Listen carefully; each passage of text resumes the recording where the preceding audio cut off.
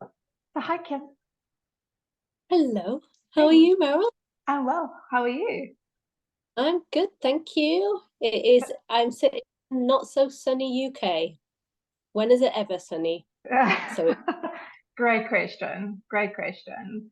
And it might be very confusing for our attendees, but it's pitch dark outside where I am, and it's only 7 p.m. But yeah, at that least it's means Christmas warm. soon. I know.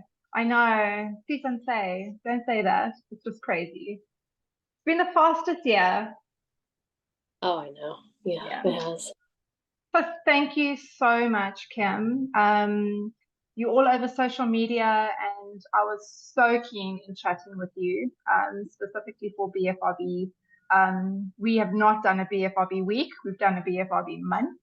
So it was really important to have a chat with you. So thank you so much. No, the pleasure's all mine. Thank you so much for having me. I'm really excited. You're welcome. So tell us a little bit about yourself, obviously, and your experience with a BFRB, and just how all of that started and basically how it landed up to where you are now. Yeah, so I've always kind of from as young as I can remember, I've always kind of struggled with BFRBs. I was a chronic nail biter for like all during my young childhood. Every time you'd see me, you'd see it like hand in my mouth. It was just relentless, and my parents would try all different methods to get me to stop. And it wasn't until I was about 13 years old where something happened that affected me very emotionally, unfortunately sexually, as well as the puberty changes in the skin. So before I knew it, I'd shifted my focus from the nails to the skin because to me it was a coping mechanism, and a way in my mind to remove what shouldn't be there, like trying to be like overly cleansing my skin, trying to like purify my skin. Anything I could see or feel that I believe shouldn't be there, I would fixate. And it would also be my way to unwind after a stressful day. The way school can be, studying, and it would be my go-to as soon as I was home, lock myself away and spend hours in my bedroom or my bathroom focusing on any area of the face and body, and then along with that is the aftermath routine of trying to undo the damage, and that whole all of products or showering, whatever it is, along with the intense emotions of guilt and shame and sadness that comes with it. And I'm 31 now, so I've had that dermatillomania or excoriation disorder as part of my life since 13, so it's like 18 years. But the last few years, been able to manage it a lot better. Not to say that it's cured and it's completely out of my life, because that isn't necessarily, as you know, the way that it goes. But definitely in the last couple of years, especially, I've been able to manage it a lot better. And what I do is I try to spread awareness of dermatillomania and BFRBs, and kind of use myself as a bit of a guinea pig sometimes. That was a great way for me to try and what's the word, kind of dissect what was kind of going on by like looking at, right, okay, you've had a session, let's have a look at what the triggers were, where was I, or what areas, what was I thinking about, and then sharing that in hopes that it could help someone else out there as well. Yeah. How did you figure out that that was what you needed to do? That comes with a lot of self-awareness. Okay, I've just gone through this process. What were the triggers? I mean, that comes with a lot of self-awareness, as I mentioned. How did you figure out that that was right for you to do? So I went to the doctor. I went to the doctor a couple of times about my skin pigment disorder, and it wasn't the second time that we talked about dermatillomania, and got that diagnosed. The with that time, I was referred onto CPT, cognitive behavior therapy, and as well as medications. And although I no longer continue with either of those, I did continue with the CBT for a period of time, and that helped me to kind of like, there's a quote I really love. It's like, when you step out of the frame, you see the full picture. And I feel that kind of helped me to step out of the current emotional environment and step out of it and be like, right, let's have a look at it rationally, like take away the emotion. Let's just look at like it from a rational perspective. I love that, actually. So when you're around 13 and a little bit older, at that time, did you realize that what you were doing was something called dermatillomania? You may not have known the term, but did you realize that it was a disorder, that this wasn't a normal thing to be experiencing? No, I remember at the time, it kind of came about when I saw friends of mine picking their skin in the mirror and kind of just like kind of bonding over it. And I was under instructions from my dad. I remember him saying like, don't touch your skin, leave it alone. And then so I'm seeing that and thinking in my mind, I was like, well, it's not meant to be good for the skin, so I'm not going to do what they're doing. And then I remember catching my dad in the act himself. I didn't realize he also has dermatillomania, along with one of my sisters. But at that time I was like, right, okay, well, you obviously don't practice what you preach. And so I don't know if it was an act of rebellion or what. I just kind of started doing it myself, and didn't realize the emotional reliance that started to take shape with that as well. Like, I didn't realize at the time the reasons why it felt good, and why I kept going back, even though afterwards every time I felt so bad. I didn't realize about the dopamine rush to the brain that I was experiencing each time. So I definitely didn't know it was a disorder.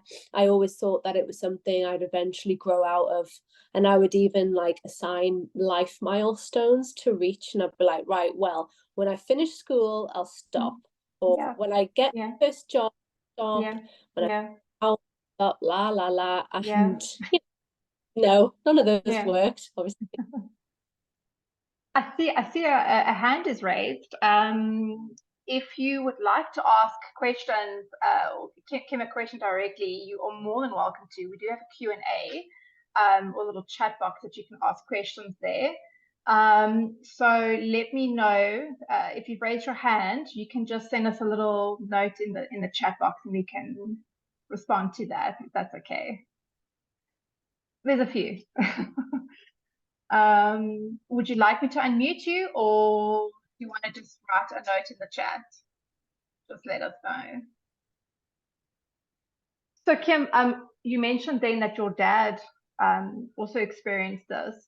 So what was it like then? Did you have that support from your parents when you discovered that it was your picking started to become a problem? How did you guys address that? No, so my parents, I mean, I love them. I'm very fortunate to have parents. That's a privilege in itself. But growing up, there was a lot of emotional immaturity, I feel, and emotional unavailability. My dad in particular, although he's not diagnosed with autism, there's a lot that points to that direction, which would, in hindsight now as an adult, I'm like, right, okay, it wasn't me. Like the things I experienced, and I was like, God, does this guy hate me? Like, he just is totally just like, am I invisible, kind of thing. But now as an adult, I can kind of see, and a lot, and as a family we discuss, I'm like, right, okay, actually it could be that instead. And yeah, he didn't know about like what he was doing either. It was just something that he'd done. And I remember when I when I told them, and my mum didn't know anything about it. She just knew like that that I used to bite my nails a lot, and then all of a sudden I would start to react quite different. I wouldn't like want to tend things. I would hide away a lot more. I'd wear a lot of makeup on the face and the body. I taken me to get a prom dress, and I was like having a panic attack in the changing rooms because I didn't want to show my like chest and back and arms and stuff. Yeah.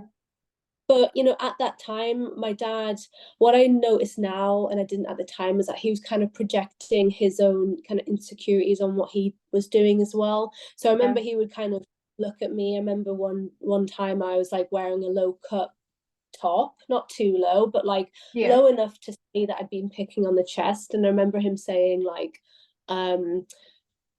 boys won't find you attractive if you pick you like that. Like you should leave your skin alone if you want a boyfriend, kind of thing. Now I understand, like he was trying to like shock factor me out of it, knowing that he was like quite hung up on the behavior as well. But at the time I was like, oh my God, like what is wrong? Like, why are you saying these things to me? Which would obviously just make me do it more, right? Yeah. So in short, no, you didn't really know. Okay.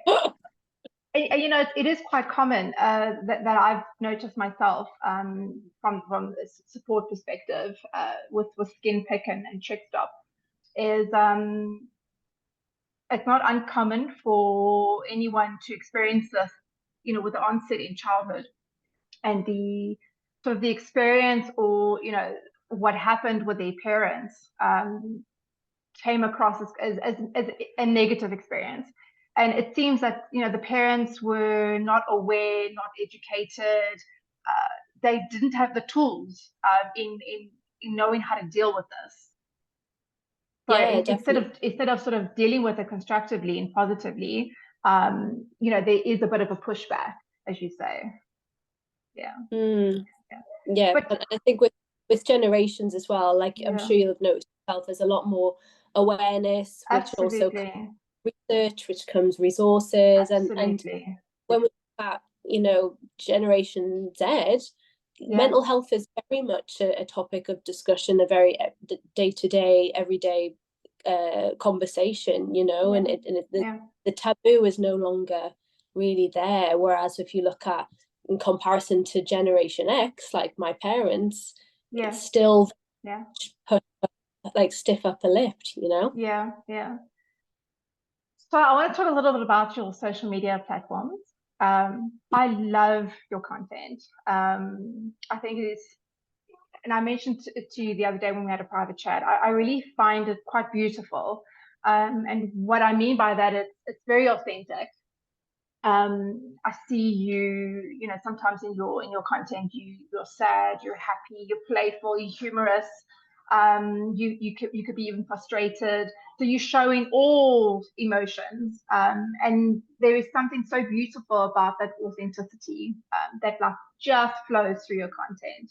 So one, thank you so much for doing that and not shying away from obviously your fears, from, you know, negative situations and all that kind of stuff. I mean, you're bearing it all for strangers to see.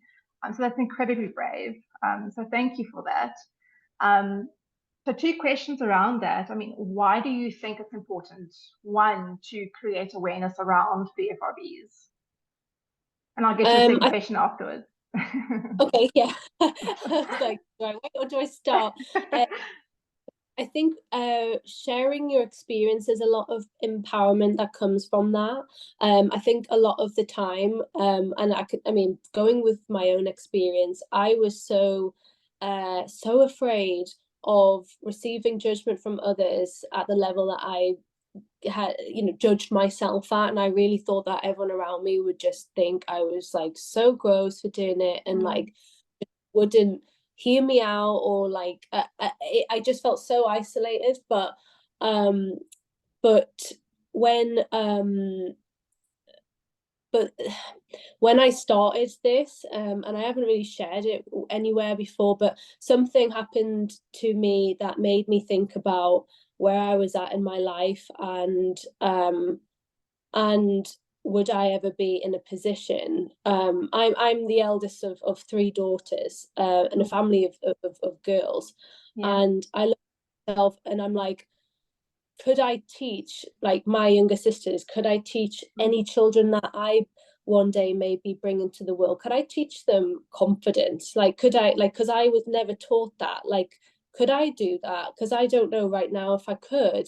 My confidence is at an all-time low, and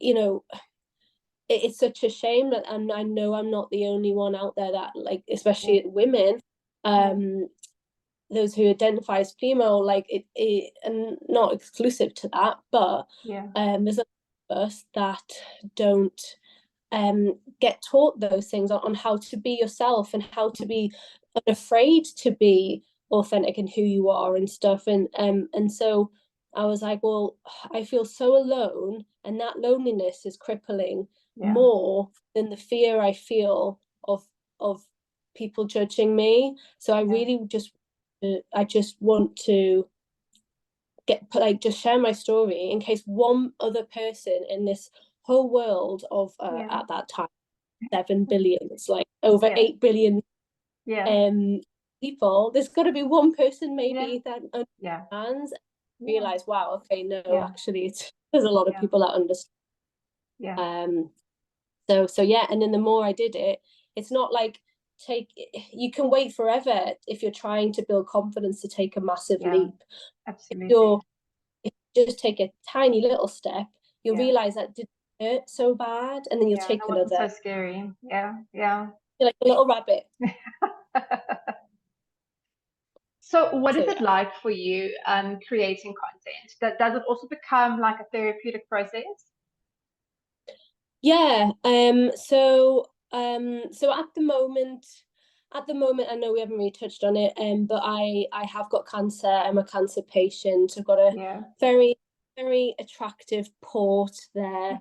And this year has been quite difficult to create content because all of a sudden it was like, right, okay, well, now I'm fighting to survive. So I think that kind of needs a bit more of my attention.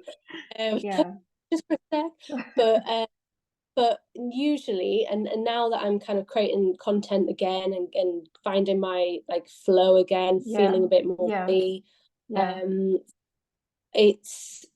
guess it's just kind of like I like to ask others, like, you know, kind of things that they're interested in, like I note, like when people ask questions, I like note them, and then I try to create content around them.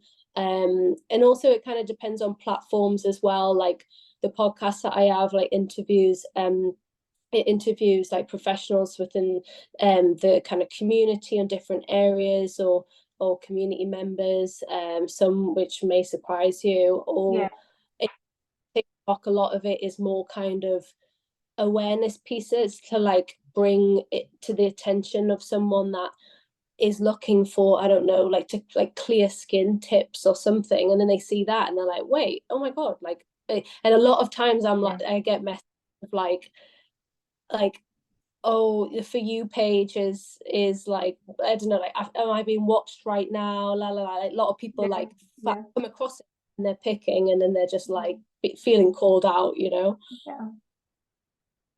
So you mentioned that you're a cancer patient as well, so that's a whole nother thing that you're experiencing, which is massive. We can touch on that as well, but how do you cope then with skin picking from a management perspective? And we're talking about, again, when we are dealt with stresses, you know, and this can be any kind of stress. And for everyone, it's within their own perspective. You know, it can be work stress, family stress, financial, health stress, you know, such as what you're going through. That can increase the tendency or the compulsion and the negative behaviors to pull or to pick. So what ways do you find helpful to manage through those stressful periods? Well, I'll use my current predicament or current chapter as an example for this. So when I found out about it, it was probably the most stressful time of my life. I was about to start a job. I was 5.5 weeks out from getting married. We had talked about family, and then all of a sudden, cancer took the wheel. And we had to buckle in. And naturally, what I wanted to do was just go at my skin all day, every day. That was like naturally, and with dermatillomania, like it's very. You may know yourself. I don't know if you experience this BFRB, but maybe someone who's listening. When you're really stressed, sudden your mind just starts fantasizing about it. Because it's like I really need dopamine right now, and it's looking straight to the thing that usually provides that. So I remember like being in like hospital appointments, and I'd just be like lying, like trying to listen to really important information, and my mind's like my hands just really want to get touching and moving, and I'm just thinking like I can't wait to get home and just take all of this out on my skin. But the important thing, like I kind of felt like I was at a crossroads. I was like, right, well, there's going to be a lot of changes. I mean, straight after our wedding, I started chemo, so the hair had to come off, nails had to come off. All of a sudden it was weight gain, patchy baldness, medical menopause at 30. That's so much fun. And so for me, it was like, I absolutely have to prioritize increasing dopamine in another way. I cannot go towards my BFRB because I am at the brink of a major depression over what's going on anyway. I have to work with my body on this. I can't work against my body because even from a chemo perspective, your immune system is at an all-time low. And so, if you have an open wound that can become infected, that can be really dangerous. And then what you explain to your doctor, like, oh, I did that, I'm sorry. It's not. So for me, I was like, it could have went one of two ways, but for me, I was like, no, absolutely not. This is going to be the chapter of self-discovery in a lot of ways, and that's kind of what I've been doing this year. I focused a lot more on dopamine dressing, which is super fun. I saw that. And honestly, it works a treat. It's like looking at colors, patterns, fabrics that just put a smile on your face and being like, you know what, I'm going to wear that today. I'm going to wear what I want today. I'm going to show up in this world how I want to, and I'm going to do more of the things that I enjoy. And it's a bit like, in a way, it was a bit like therapy, because it was like the little Kim inside that I've kind of been not listening to, locking away, not giving her a moment of my time. All of a sudden she gets to play dress up. And it's like, it's curious, like you take on the day with curiosity and a bit more enthusiasm. So by reclaiming your space in this world through, I don't know, whatever brings you joy. It doesn't have to be outfits or makeup or whatever. It could literally be more of what you enjoy, but enjoyment that lasts, not enjoyment that then makes you feel shame and guilt the way that a BFRB does. It's getting beyond the and I think this is a thing that stops a lot of people is we're not actually comfortable with the idea of not having a BFRB.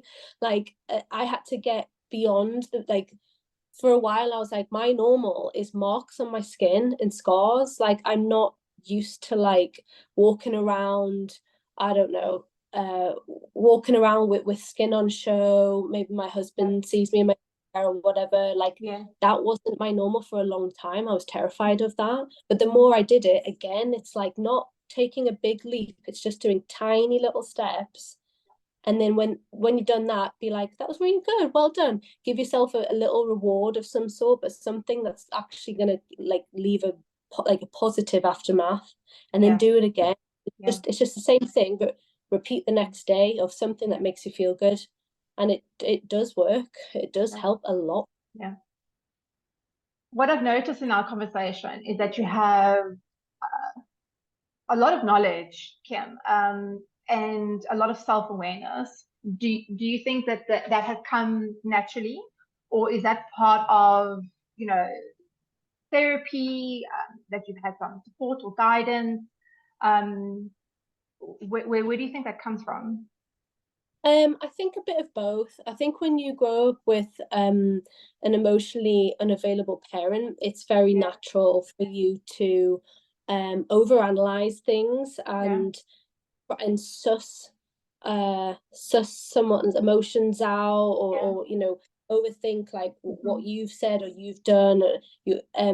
So I think like even from a young age, I've been very empathic in that sense. I think potentially because of that, but I have had therapy over the years, and I'm the kind of person that I like to I'm quite interested in why I've done something. Like I like to learn more about myself in that sense, and I don't mind you putting myself out there and being a bit of a guinea pig if it can help someone else, because I look back on those younger times of my life and how lonely I felt, and it makes me sad that there's so many people out there that feel that way. And so I try and like come at it with a bit of help, but also a bit of humor here and there, and like, because I feel like that really sticks a wedge in the shame spiral a bit when you just come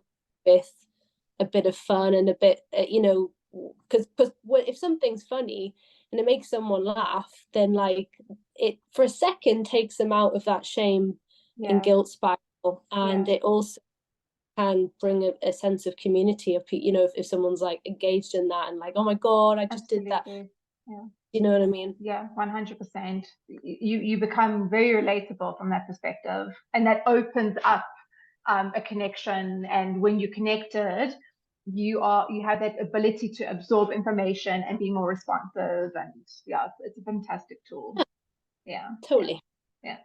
You mentioned about doing things that bring you joy, and it's something so fascinating about BFRBs, skin for kin trick, whatever it may be.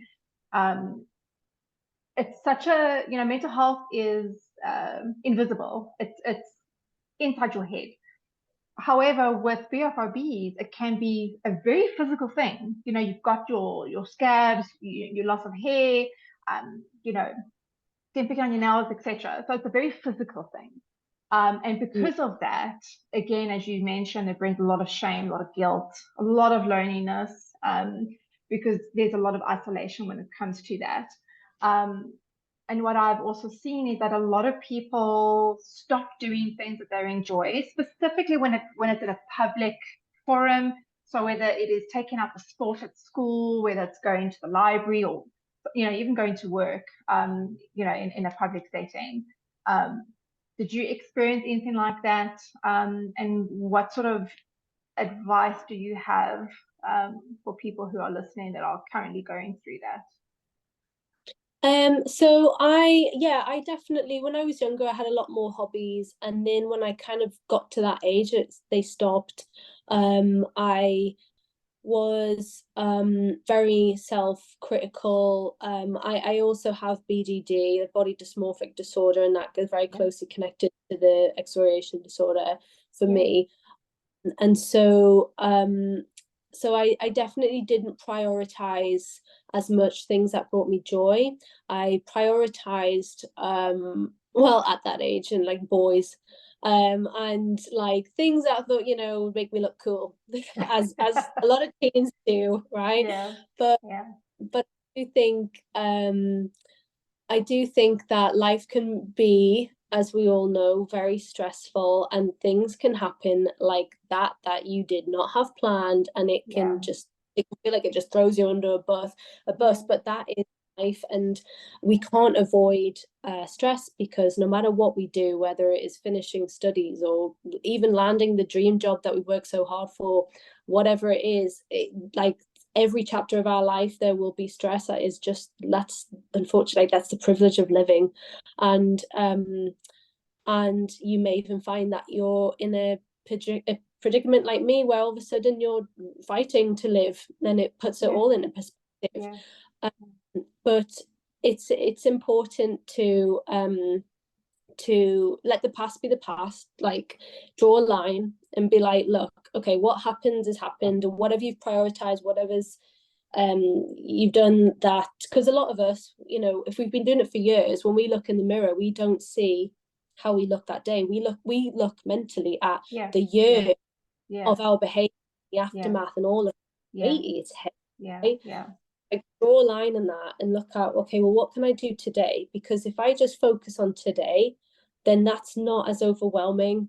And it's about putting things in place that make you feel good, starting small, even just going back and writing down things that bring you joy. And some things are free, right? Like a little morning walk, like I don't know, like so many things that don't have to be so intimidating, don't have to you don't have to set up or pay so much in advance or whatever. But it's starting small, and the more you do it, the more curious you become of, well, that was cool, and this is, I feel more good, so maybe I might try that dance class that I've heard about. Oh, and but it's starting small. And it's about if you're feeling quite overwhelmed, it's also boundary setting massively. For me, like, with my treatment, I do suffer from fatigue. Today was actually a really bad one, but it's about like knowing when you need to tap out, when you need time for you, and then reclaiming your environments, if they were very triggering environments, to be somewhere that you can enjoy. So for me, the bathroom for a long time was a very bad trigger environment for my picking, because the lights were bright, and no, you know, I could lock the door, I could be in there and just go to town on my skin. But now and it takes you know, a bit of time, like consistently doing it. But now it's like, the door won't be locked. I'll put my battery powered LED motion sensor lights on if I have to, if I feel like, okay, this is what we'll do. I'll put my podcast or positivity playlist on that gets me feeling good or gets me laughing. If you know, I feel like I want to light a nice scented candle, I will. And it's about like reclaiming how you use that space, so that when you go in there, and it sounds strange, but now when I walk in there and I know I'm going to shower or whatever, mine says podcast time, whereas before it was like picking time. But it's repetition and so more. I love that. And it's not also being so hard on yourself, right? I think again with BFRBs, you're not going to be cured sort of immediately or today or even tomorrow. It is a journey, and it takes time. And you are going to relapse at some point. And your relapse can be minor or it can be big. And regardless of the size of your relapse, it's taking a step back and not being so hard on yourself, and just realizing, okay, that was a stumble. You know, I made a mistake, or but it is okay. And then not be so hard on yourself. Give yourself some compassion, and see how you can move forward from that. And I think on that, like, and everyone, you know, we all have our ways of seeing it. But for me, like, I no longer search for a cure, and the pressure was lifted enormously in that moment when I realized, for me, it's about managing it. It's not about searching for a cure. There's a big difference. Because when you manage at the day ahead of you, and then you just do what you need to do, put the processes in place, or practice what you've started, and in terms of those processes or boundaries, and you'll find that weight you don't carry that along with you. Whereas sometimes I felt like when I was searching for a cure and I was counting days, I knew it would only be a matter of time before I'd go back to it, because it was like my safety blanket, my coping mechanism and I wasn't putting anything else in place. Yeah. I was just counting days, and Yeah. when I would, relapse, it would the guilt that it felt like even more weightier, if that made sense. Yeah. So I think like having that perspective as well of like it's a management thing can be like so like totally less pressurizing. Absolutely. You're surrounded by thousands of people on social media. So so you're not ignorant to when it comes to being part of a community. But what is your particular social support look like? And again, when it comes to mental health, and specifically BFRBs, it's so important not to isolate yourself and to have that support. So for you, what is that like? And what is that support like for you? And then, what do you have to say in support of that for our listeners? So I have a therapist that I speak to regularly, and right now we're going through some real deep wounds. So that's interesting. She's been really helpful with the cancer stuff and that, the health anxiety bit, but what I really want is the deeper wounds, and that's been very beneficial. I've meditation is also very helpful. I have a very kind of overactive mind, and I can become quite overwhelmed, with sensory overwhelm. Especially if it's very busy or very loud. And so meditation is very helpful. I love making sure I get adequate steps daily. I aim for like 10,000 if I can. And I find that really helps my sleep as well. If I go and get out in the morning and get that morning daylight, it kind of regulates me. And just knowing and having like supportive people in your life, knowing who you can talk to, because there'll be people in our life that we're connected to for various reasons, but not all of them are great listeners. Some people are just waiting to talk, and there's a big difference for people that are just waiting to talk than people that are listening, and they don't have to understand your experience firsthand with your BFRB, but it's knowing who you can go to and going to them, or if not having them, putting someone in place such as a professional, just so that you've got an outlet at least. But even if someone wasn't quite ready to talk to someone, then journaling is a really healthy tool. It's just whatever just helps you move it from being stuck in your head only. Absolutely. Yeah. I agree with you 100%. So we have spoken about sort of your journey, but you're entering another journey now as well. You are writing a book. So tell us a little bit about that, and what we can expect, and why are you doing it? So in typical Kim style, I set myself something the hardest time of my life. I don't sound why I charged myself this way, but I've always wanted to do it. But I'm aware that I'm not a medical professional. I can't give medical advice.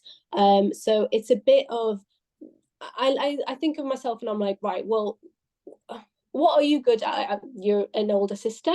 I'd like to think that I'm very friendly and approachable, hopefully. I mean, I've got some really bad lame dad jokes. That comes with me, unfortunately. I am like Chandler from Friends when I'm like, if I'm favorite. Really okay, good, because unfortunately that's just kind of me as well. So I was just like, well, what if because there's limited resources still of like books on BFRBs. Saying that, one of them has just it goes live tomorrow by Dr. Marla Diebler, the BFRB workbook. She's actually going to be featured in mine as well. And so like for me it was like, well, how can I like share my experience and talk about BFRBs and ways to kind of help, but stay in my lane, be the person that hopefully like brings some info together and some relatable experiences, and maybe drawing examples from within the community to have that community aspect, but also lean on professionals to discuss the professional bit, right? Because that's really important. So I'm hoping that if somebody reads it, they come away feeling like, wow, I'm not alone. There's a community of people and professionals, and a lot of these professionals have personal experience, and that's what's pushed them to in that direction.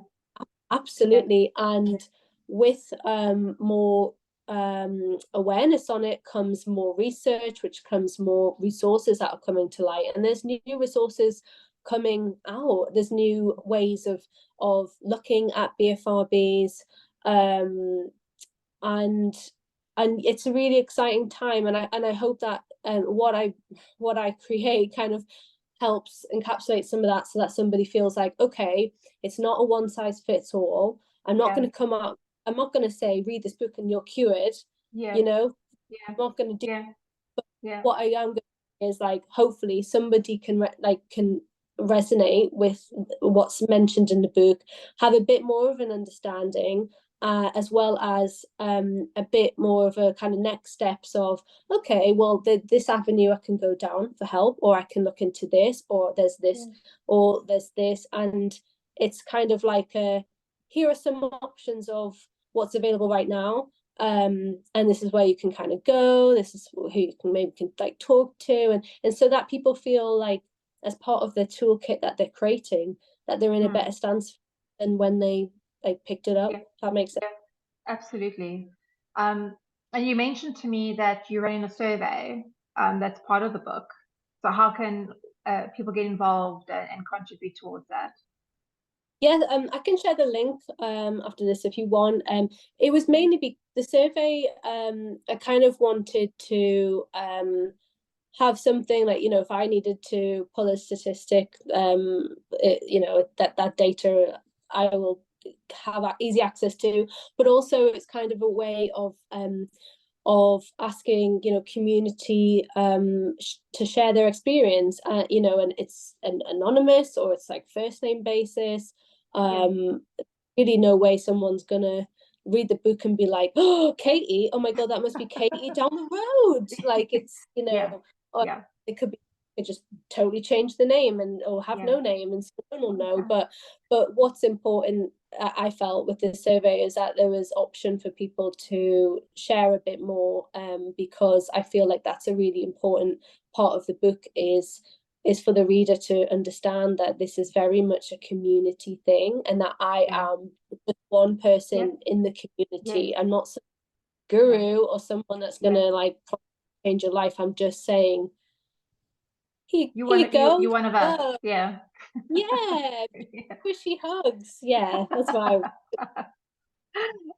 So if anyone then is interested, they can just send us an email, and then we'll respond with the link, so they can participate in the survey.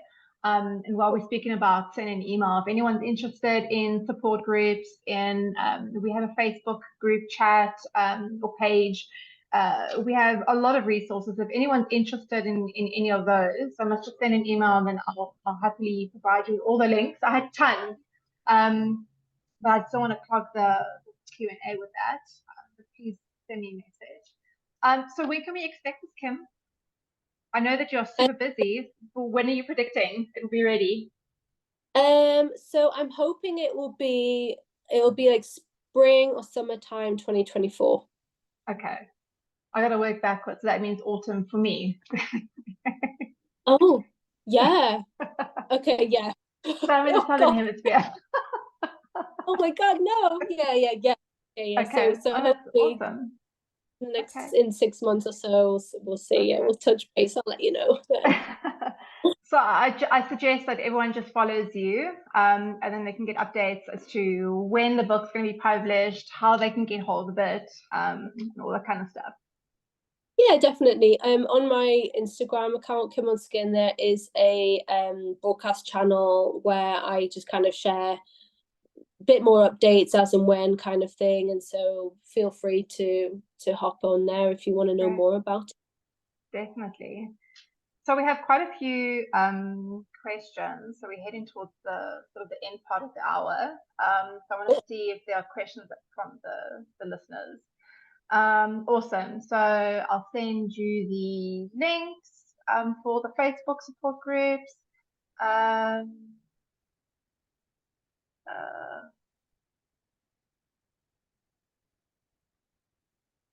So there's just a comment. Someone's never heard the experiences before.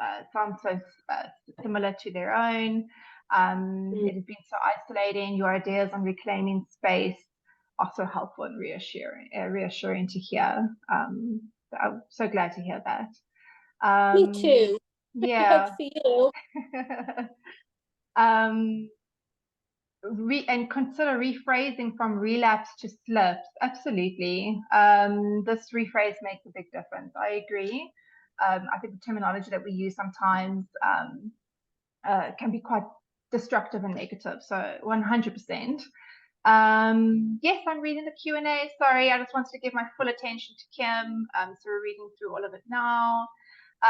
What were the most helpful strategies you found to manage your dermatillomania? You mentioned CBT and medication, but were there other pieces too? And what do you do on a daily basis to manage your urges? Okay. So I mean, what I've experienced, it doesn't necessarily mean like that is the blueprint for anyone and everyone. It's really about understanding perhaps like your whys, why you might be experiencing the behavior. Is it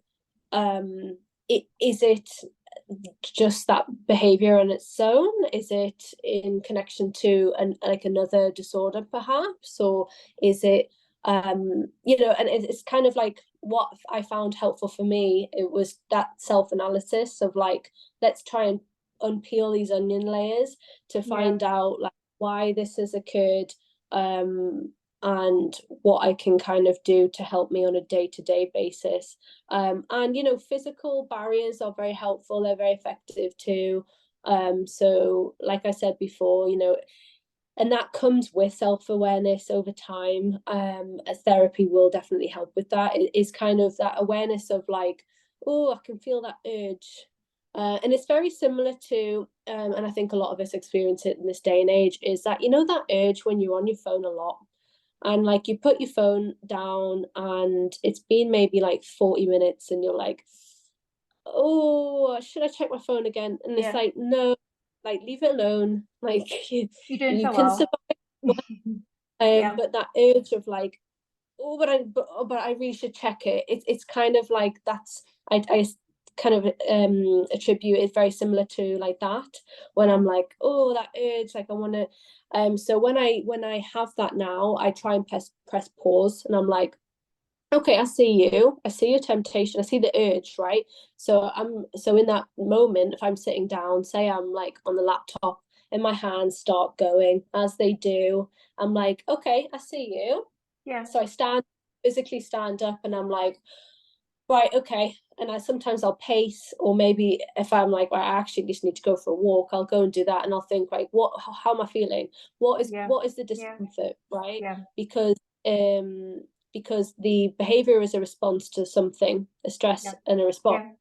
So what is the discomfort that my behavior is responding to, and then taking care of that. So it's not a case of like putting myself down or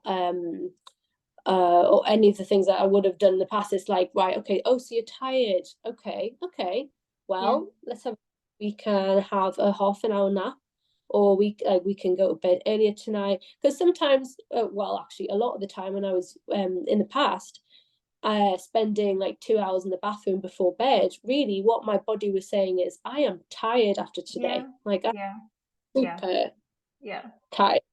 And what I really did was to just go to sleep. So it's things like that. But physical barriers can be helpful too, like hydrocolloid patches. They're helpful. You can get like little circular ones, and that makes it a bit harder if you've picked somewhere that you don't reassess the area and you allow Yeah. it to heal, Yeah. or even fidgets, say if you're like stuck in a traffic jam or something, maybe having like a little fidget keyring that you can just kind of play with. Yeah. Having things on your desk, if you're like your workspace, just knowing where you kind of do it a lot, and then having little things in place to help you. So my battery lights for the bathroom, if I feel like bright lights might be a bit too much for how I'm feeling right now. Yeah. Just constantly checking in with yourself and then providing what you need for the environments that you commonly are at. Yeah, absolutely. And you know, just for everyone else who's not aware, we do have an app, and part of the app, it is free to download, and obviously there is a program version of it that's paid for, but there's also a free version. And part of the free version is that you can actually monitor and track your urges and behaviors. And when you start doing that, as you're saying, you're becoming aware. You're having that self-awareness of, okay, and there's options and places to write notes. So I picked for 20 minutes, and then what happened before the 20 minutes. So you're completely tracking your behaviors, your thoughts, all those processes. And the more you do that, the more you're becoming comfortable at recognizing actually what you're going through. But it's also starting to figure out what your triggers are, and why you're being triggered in a certain way. So please, everyone, have a look, download the free app and take advantage of that. Yeah, definitely. There's another more of a comment here. I'm here as a parent of a 13-year-old who has trach. I'm hoping to understand and gain insight so that I can help him manage it. The fact that you're here is amazing. You're already helping your son. Having that self-awareness and having that desire to learn more. You're already 10 steps ahead. Just again, referring to the website, please have a look. There's tons and tons, and it will take you forever to go through it. There's so much information, specifically when it comes to kids. So please look at the information that's there, and reach out. Send us an email, and we can have a bit of a chat as to how, what your options are in helping your son. There's another question here. Have you ever read or heard about mushroom therapy for helping with skin picking? Psychedelics under the mushroom therapy, so psychedelics under the guidance of a clinical psychologist, seem to be getting a lot of attention lately. Is that kind of like microdosing? Yes. Of that? Yeah. I've heard about that. I haven't tried it, but I have heard of a friend of mine actually said recently that her brother had done it for anxiety, and it helped. I don't think he does it anymore. I think it was just a certain amount of time. I'm not too sure how it works, but and again, I haven't heard it in correlation to BFRB. I don't know if you have, Meryl. No, I haven't. No, I have heard that it can be helpful for depression and anxiety, but huge disclaimer. Always, discuss with your therapist, your psychiatrist, psychologist, whatever, just that you are taken care of. So it's well managed. And you're not just doing things on your own. So, but I have heard it can be helpful. Just as long as you get advice. Yeah. No, you go for it. No, go. No, I'm done. Okay. So I think also it's like understanding what pushes you to like the compulsion as well. So like if it was anxiety, like as you said, maybe I do not know enough on that, but other avenues that target and help people with anxiety, then that could potentially help you with the compulsion. But it would depend on, if somebody had OCD, and then it would be a totally different reason of why they would be doing. Yeah. But that's a fascinating. I mean, from this perspective of BFRBs, I've never come across that sort of option. So very interesting that it was brought up. Thank you so much. But yeah, definitely have a chat with your clinical psychologist and see what they have to say about it. or if you're part of the program, speak to your designated therapist.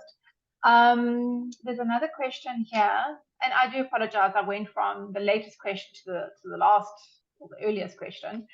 What is the relationship between autism and BFRBs? Is it like a STEM? Is that why it's so hard to stop? I am autistic and 33. I've been struggling with picking since 14. It's so hard today. I don't know if you want to answer that question or parts of it. No, a lot of people who are autistic do use it for stimming. I mean, going by my own experience, my dad and my sister, they're not diagnosed, but it really would not surprise me at all if they did get diagnosed with autism. My sister being slightly more than my dad, maybe, but they do it for that reason. Yeah. But I think, I mean, there's a lot of people that are being diagnosed later in life with autism or ADHD or both, and I think it'll be really interesting to see in the next few years, decades even, just how many people who have these compulsive behaviors have also, other such as that. 100%. We are running out of time, but we have 2 questions. Let's hope we can get through them quickly. I know that you're very big on your skin products, Kim, on your page in particular. So there's a question here: what skin products do you use to help with your damaged skin? With damaged skin, I mean, if it's like a wound, then I will want to like address the wound appropriately. Make sure that it's like kind of like an antiseptic, like ointment or spray, cover it appropriately, because you want to make sure that you're minimizing the risk of bacterial infections, which is really important. But for me, like, I think also another thing, especially with and I understand some people are here for other BFRBs and it's not skin picking, but because of experience, I'm mentioning this one particularly. I feel like it's important to reclaim as well as reclaiming your space in other things. It's also important to like reclaim your relationship with with your skin and how you take care of it, because there's a lot of, when you're doing the aftermath of skin picking and you're using XYZ products to, I don't know, I used to use like St. Ives physical exfoliator, the one that's made of shells. Like that really on like freshly picked skin, thinking, I mean, this was years ago, thinking that when it absolutely wasn't, and it was just a not a pleasant skincare routine at all, because I was desperately trying to undo the damage. Whereas now, the routine I have, comes with a lot of love and patience and care, and that's why I put a lot of effort into setting the mood right. When it's time for me to do my skincare routine, it's like, right, I will, and sensory, like sensory is so, it is really powerful. So if you start like, get yourself a nice candle that you really like the smell of, and every time you go to take your makeup off or wash your face or whatever you're doing, lighting the candle first, like your mind will record like, oh, it's this time now because I can smell this, or like the lights that you put on. It's just setting the mood, and then you'll be able to over time enjoy that process more. I love skin, but now it's all because I enjoy the routine of taking care of it. It comes with self-love, whereas before there was a desire for skincare, knowledge on skincare, but it was to try and fix what I'm doing. So if anyone is interested, because I do see that you post not a lot of content, but you definitely do post content when it comes to skincare products. So I encourage anyone who's then interested to follow you, not only for your funny Shanga jokes content and informative BFRB stuff, but it's also for your very interesting skincare routines and products. Do you have time for 2 more questions? Yeah, I do. So there's another question here. Which medications helped you the most? Again, just before you answer that you did mention that everyone is unique, and it's not a one size fits all. And it's always important to speak to your therapist as well about medications before you just take advice and start new stuff. So yeah. Totally, 100%. So I was prescribed with fluoxetine, which I think the brand name is Xanax. Yeah. And that is an SSRI, and it's increasing the serotonin production in the brain. You know, a lot of people naturally have very low amounts, and you can get medications such as that can over time, over a long period of use, can increase that.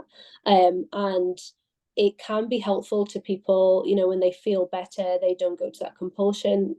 But there's not enough evidence to support right now through research, albeit it's very limited still, but there's not enough to support like that alone is what works for everyone, and everyone should just go on medication.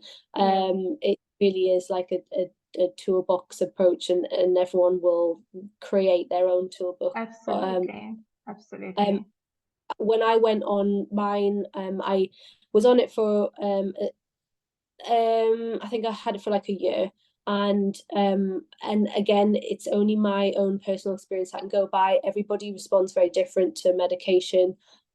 My chemo treatment is testament to that. I know many people that had the same thing and they've responded very differently. But with this medication, I found that I felt better trying to incorporate things in my life that made me feel happier and prioritizing that. Yeah. Then we have another one here. I'm just going to try and condense the message a little bit. I've been using creams like the Rave and oils like Bio Oil. Sorry if I mispronounced the names. That make my skin look better. It's been a very hard journey. I feel no one understands the complexity of dermatomania. You've also heard that there are supplements like, oh my goodness,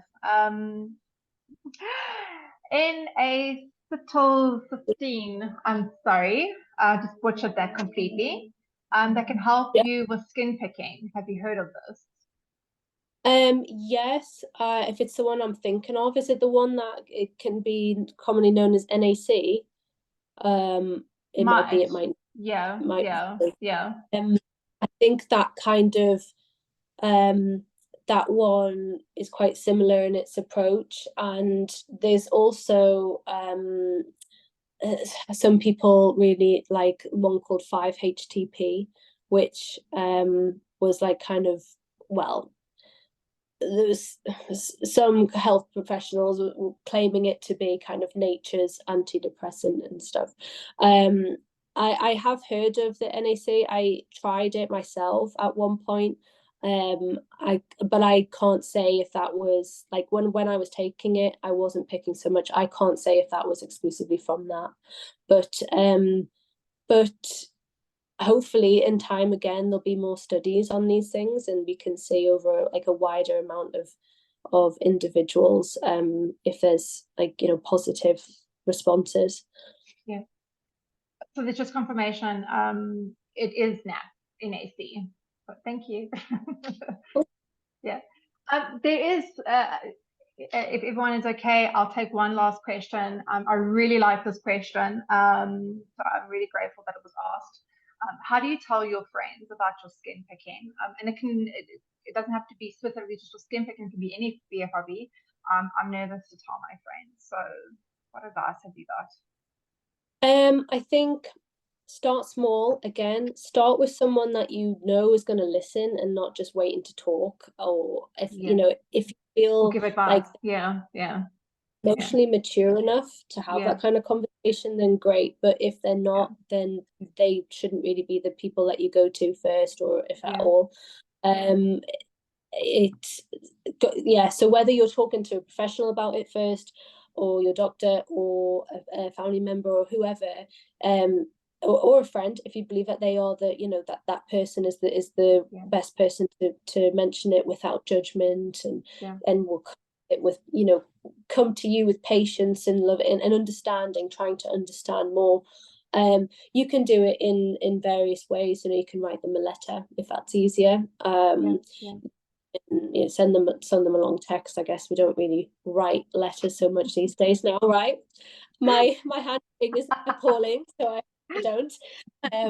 But also, like, talking to friends, do something nice that day, do something that lifts your mood. Promise yourself, you know, at this time, you know, 4 p.m. I'm gonna approach this conversation. Don't, you know, talk yourself out of it, but do something that both of you are feeling good, you're having a good time, and you feel like you're in a safe environment with that person to have that conversation. And go with it on maybe caveating at first and saying, look, this is what I want to talk about, and I'm telling you because I just want you to hear me out. I'm not expecting you to understand or to try and advise me on anything. I just kind of want to talk about like something that's been affecting me a lot, and I just feel like, you know, you're a really good friend, and I feel like I can trust you for me to kind of explain it a bit more, something like that, hopefully, so that you don't feel pressure, and then they don't feel pressure. They don't feel like you're expecting advice and life advice from them, you know, because it might be a bit confusing otherwise. I find that's such great advice. That's amazing. Thank you so much. And maybe just in addition to that, you know, it's not just our groups on Facebook. There are so many other groups on Facebook for BFRBs. I think that also when you're part of those groups, you get used to communicating or talking about your BFRB, that it becomes more comfortable and more natural. So maybe just like another thought is get yourself involved in groups, whether they are online or face-to-face, but get comfortable speaking about what you're going through as well. It might make that sort of communication a bit easier. And can I just quickly say on that as well, the more people I've talked to about it, the more people have told me that they've done it too, that they do it too. So I didn't know about my dad or my sister. I didn't know about work colleagues. I didn't know about friends. BFRBs are so common, you know, it's estimated 1 in 20 people may have one. And if you think of like a busy train station, how many people in that?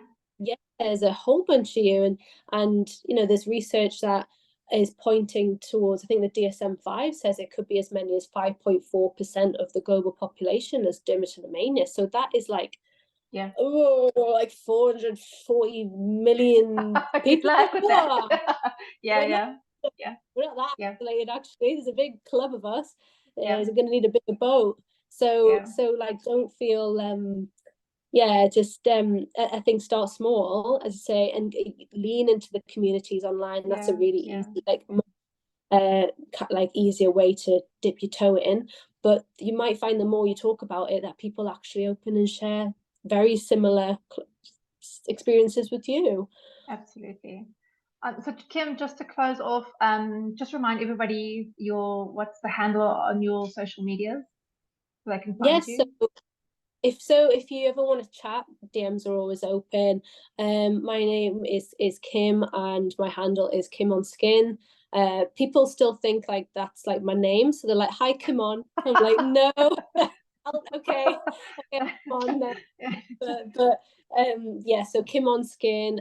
You can find me on TikTok, on Instagram. I've got a podcast called the Dermatillo Diaries, and some bits on YouTube as well. Again, Kim on Skin. And if you ever want to get in touch or whatever, just shoot me a message on there. Great, thank you so much. First of all, thank you to everyone who joined us and who asked all the questions. That was so great. So we really appreciate you guys also just being so brave and asking the questions. And to you, Kim, thank you so much. I know that you're tired, and I know it's been a long day, and I know you're going through so much. Yes. and then to give us some of that time. I really appreciate it. Been a fascinating conversation. Yeah, I've full had of a great wisdom. time. Oh, thank you. You're welcome. Thank you so much for having me, and hopefully Yeah. we'll catch up very soon. Definitely. Thanks so much, everybody. Thanks, Kim. We'll chat. Thanks. See you Bye. soon. Bye. Bye.